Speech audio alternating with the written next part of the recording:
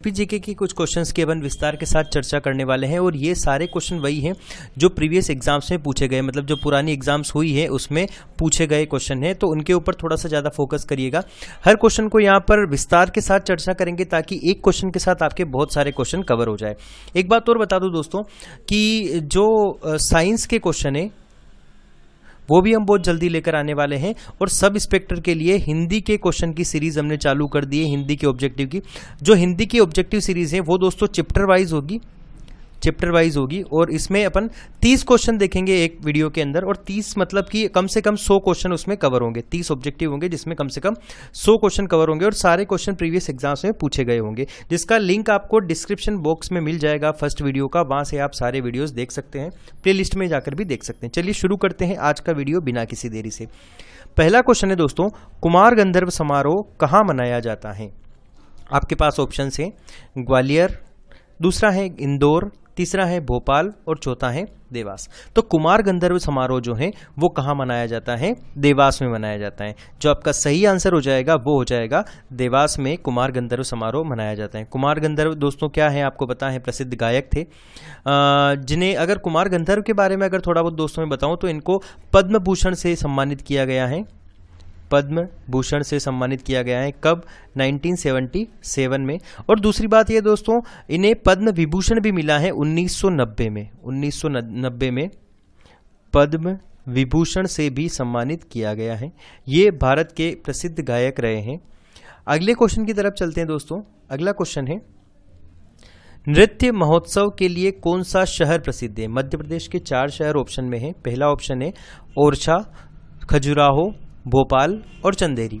तो आपको ये बताना है कि कौन सा शहर जो है मध्य प्रदेश का वो नृत्य महोत्सव के लिए प्रसिद्ध है। तो आपका आंसर क्या होना चाहिए? यहाँ पर बी होना चाहिए, क्योंकि आप सभी जानते हैं कि खजुराहो नृत्य महोत्सव जो बहुत प्रसिद्ध है, खजुराहो नृत्य महोत्सव जो है विश्व प्रसिद्ध है ये, ठीक है।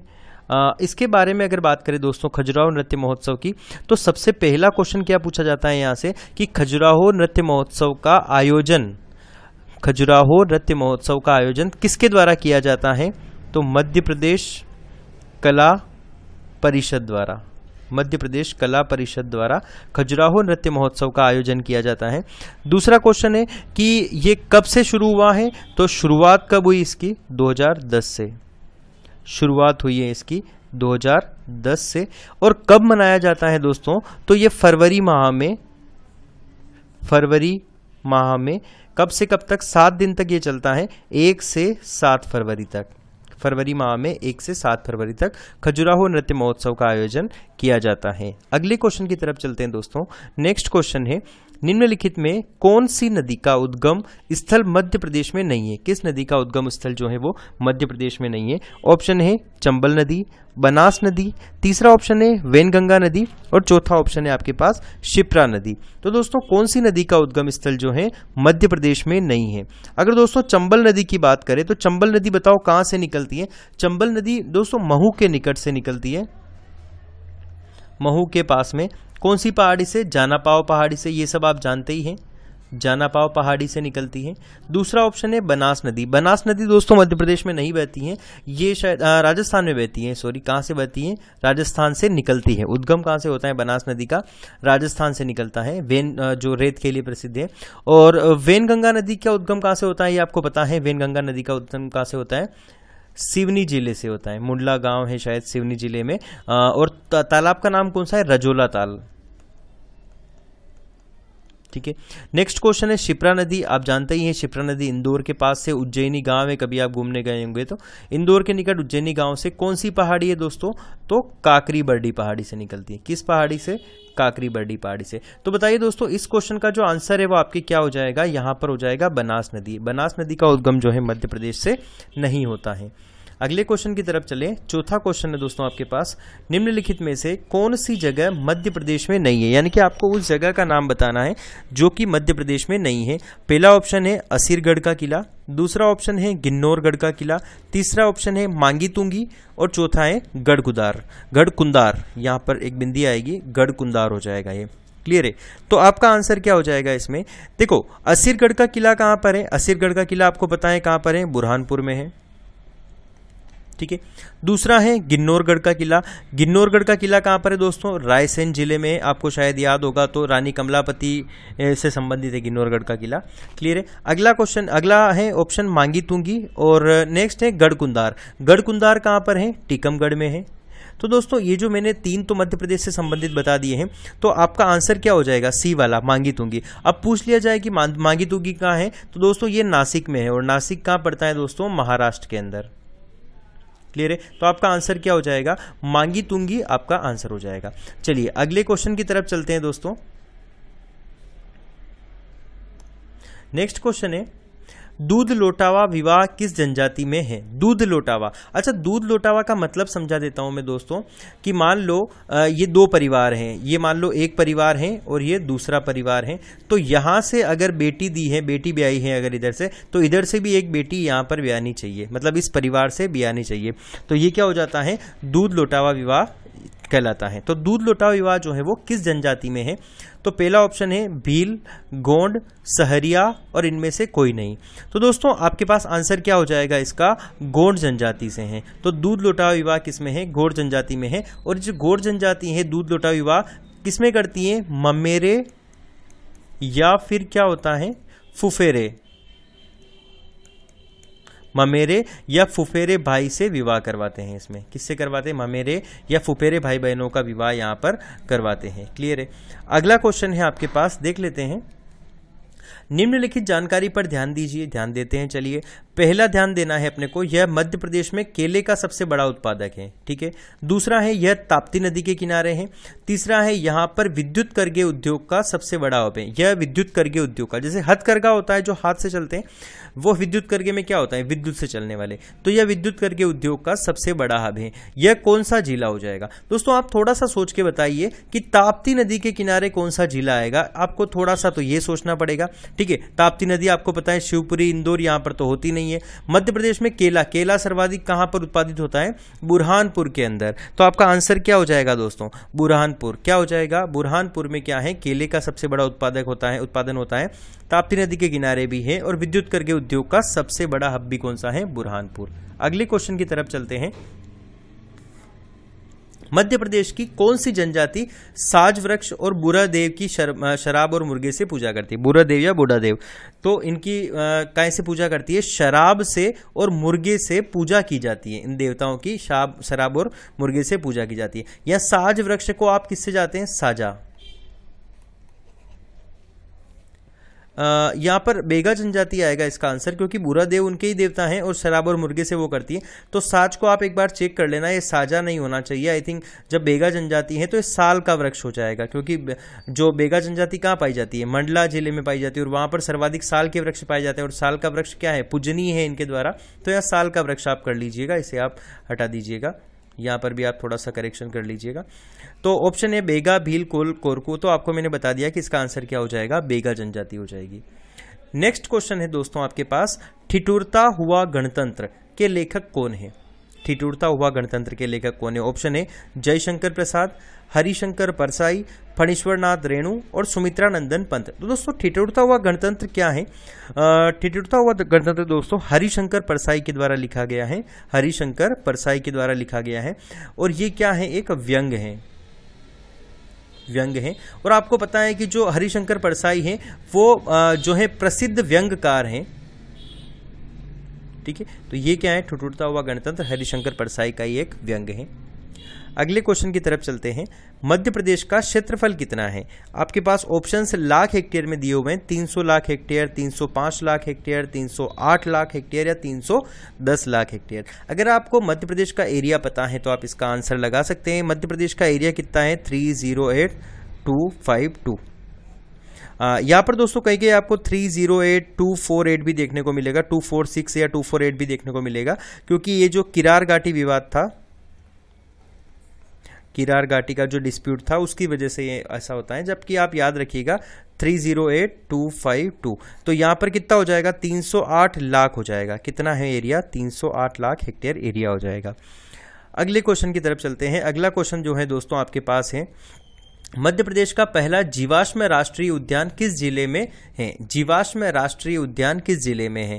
ऑप्शन है बालाघाट, शिवपुरी, डिंडोरी और ग्वालियर। तो आपको पता है इन चार ऑप्शन में से तो आंसर डिंडोरी हो जाएगा, क्योंकि जीवाश्म राष्ट्रीय उद्यान कहाँ है? डिंडोरी में है। क्वेश्चन पूछा गया था कि पहला जीवाश्म राष्ट्रीय उद्यान, तो पहला जीवाश्म राष्ट्रीय उद्यान कहाँ पर है? डिंडोरी में है। अगर इसकी बात की जाए, आपको पूछ लिया जाए कि डिंडोरी वाला जो राष्ट्रीय उद्यान है जीवाश्म वाला सबसे पहला है मध्य प्रदेश का, और इसकी स्थापना कब हुई थी? तो 1968 में इसकी स्थापना की गई थी। क्लियर है? अगले क्वेश्चन की तरफ चलते हैं। नेक्स्ट क्वेश्चन है, निम्नलिखित में कौन सी नदी यमुना की सहायक नदी है? क्या पूछा गया है आपको कि यमुना नदी की सहायक नदी कौन सी नहीं है? क्या पूछा गया है? कौन सी नहीं है? केन नदी, बेतवा नदी, चंबल नदी और तवा नदी। आपको पता है कि चंबल नदी क्या है? उत्तर में जाने के बाद यहाँ पर कहाँ से कहाँ मिल जाती है? यमुना नदी में। मैप में बता रहा हूँ मैं, ये यमुना नदी में मिल जाती हैं। तो यमुना नदी में मिल जाती हैं। बेतवा नदी भी यमुना में मिलती है, केन नदी भी यमुना में मिलती है। लेकिन तवा नदी किसकी है? तवा, दूधी, शक्कर, ये सब किसकी सहायक नदियाँ हैं? ये नर्मदा नदी की सहायक नदी है। किस नदी की? नर्मदा नदी की सहायक नदी है। और आपको पूछा है कौन सी नदी यमुना की सहायक नहीं है? तो तवा नदी यमुना की सहायक नदी नहीं है। अगले क्वेश्चन की तरफ चलते हैं दोस्तों। अगला क्वेश्चन है आपके पास, मध्य प्रदेश सरकार की कल्प वृक्ष योजना किससे संबंधित है? दोस्तों योजनाओं से क्वेश्चन एग्जाम्स में पूछे जाते हैं, योजनाओं से क्वेश्चन जो है वो एग्जाम्स में पूछे जाते हैं।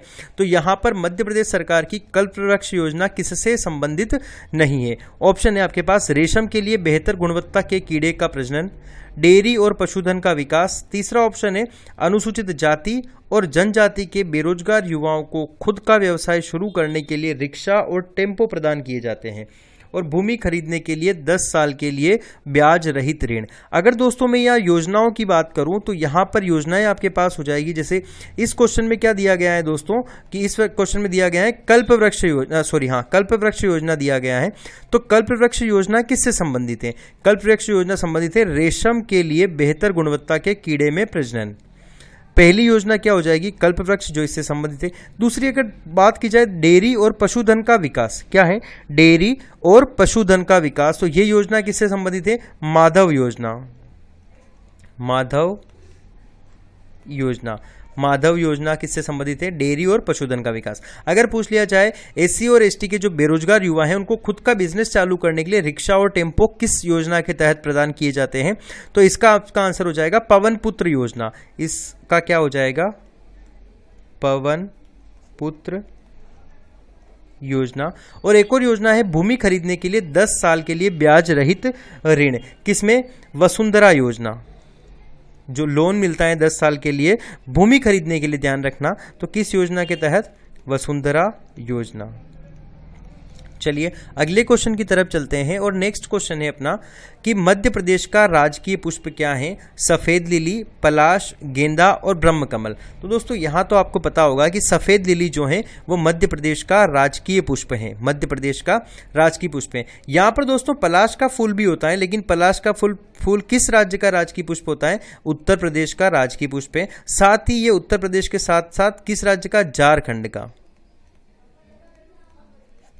झारखंड का भी क्या हो जाएगा? ये राजकीय पुष्प हो जाएगा। ठीक है, अगले क्वेश्चन की तरफ चलते हैं। अच्छा, अगले क्वेश्चन में यहाँ ब्रह्मकमल दे रखा है, तो ब्रह्मकमल आप किसका याद रख लेंगे? उत्तराखंड का। अगले क्वेश्चन की तरफ चलते हैं। और नेक्स्ट क्वेश्चन है दोस्तों आपके पास,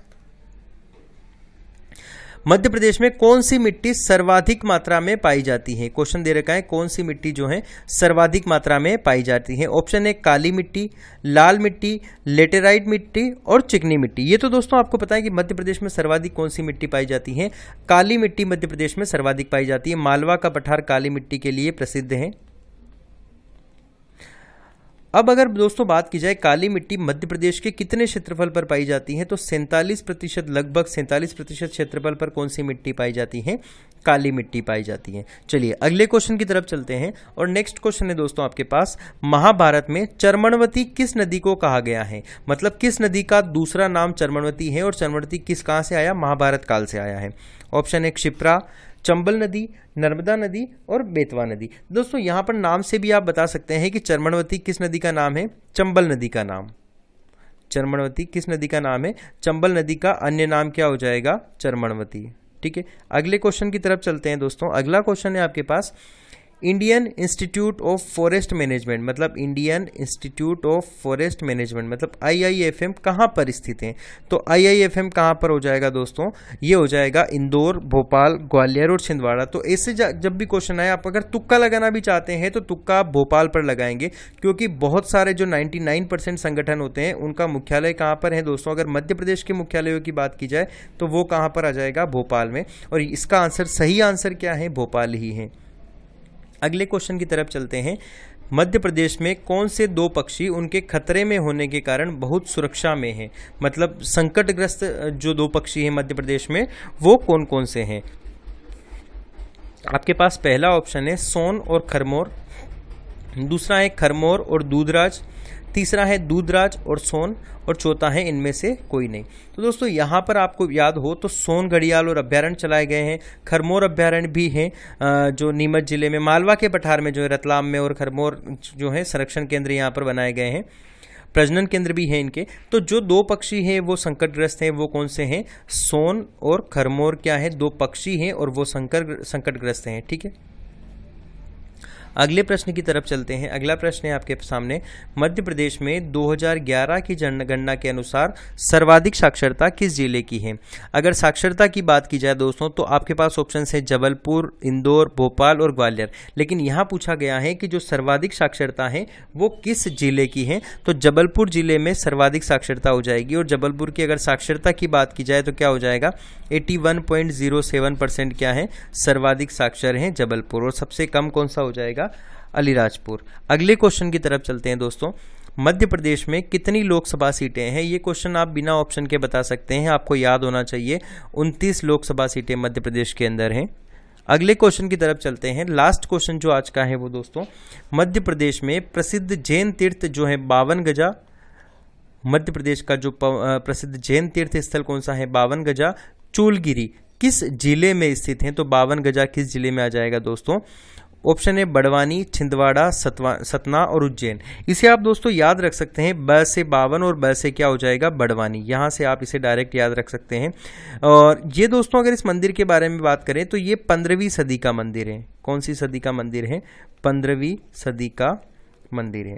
तो दोस्तों आज के वीडियो में बस इतना ही। हो सकता है कि ये वीडियो आपके लिए हेल्पफुल है और आपको ये वीडियो अच्छा लगा होगा। अगर वीडियो अच्छा लगा हो तो वीडियो को लाइक करें, और अगर मान लो आप ऐसे ही वीडियो देखना चाहते हैं तो चैनल को सब्सक्राइब करके बेल आइकन ज़रूर दबा दीजिए, ताकि जब भी नया वीडियो अपलोड हो तो इसकी नोटिफिकेशन आपको मिल जाए।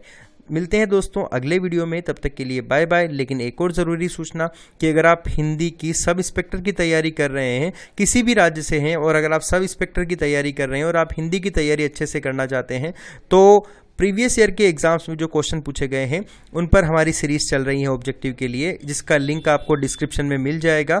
और आप प्लेलिस्ट में जाकर हिंदी MCQs प्लेलिस्ट में जाकर आप हिंदी MCQs सीरीज़ को भी ज्वाइन कर सकते हैं। वहाँ पर आपको 30 क्वेश्चन पर डे, मतलब एक वीडियो में आपको 30 क्वेश्चन समझाए जाएंगे, जिसमें 30 की जगह पर इसमें जिस प्रकार से ज़्यादा क्वेश्चन अपन समझते हैं डिटेल में, तो कम से कम आपके 100 क्वेश्चन एक वीडियो से यहाँ पर कवर हो जाएंगे। तो मिलते हैं दोस्तों अगले वीडियो में, तब तक के लिए बाय बाय। जय हिंद, जय भारत दोस्तों।